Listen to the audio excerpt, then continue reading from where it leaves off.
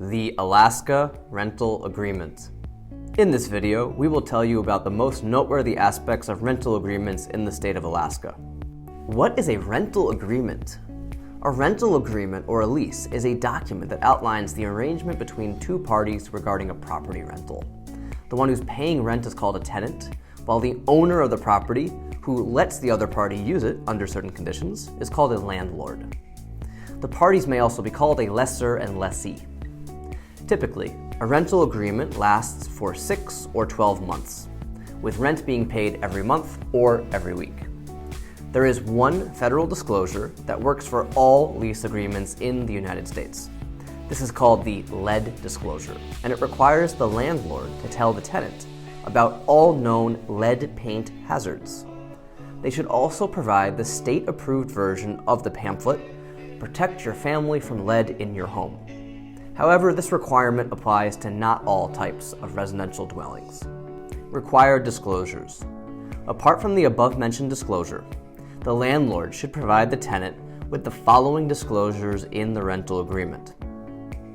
First, the names and business addresses of the people who own and are authorized to manage the rental unit. 2. Absence of the tenant, which means that the tenant should notify the landlord about their extended absence no longer than 7 days. Security deposits. In the state of Alaska, the security deposit cannot be more than 2 months' rent. However, it cannot be applied to the rental apartment with the amount of rent that exceeds $2,000 a month. The deposit shall be returned by the landlord along with written notice sent by mail within 14 days after the termination of the tenancy and delivery of possession. If costs are deducted from the deposit for any damages caused by the tenant, the maximum period is 30 days. If the landlord fails to mail the security deposit or an itemized list of withholdings within the set period, the tenant can receive up to twice the amount of the security deposit paid. Landlord access. In the state of Alaska, the landlord can reasonably enter the rented premises to inspect them, make necessary or agreed repairs, etc. However, at least a 24-hour notice of intention needs to be sent to the tenant, and the latter should give their consent. The landlord is allowed to enter the dwelling without the tenant's consent only in the case of an emergency or by court order. Termination of agreement.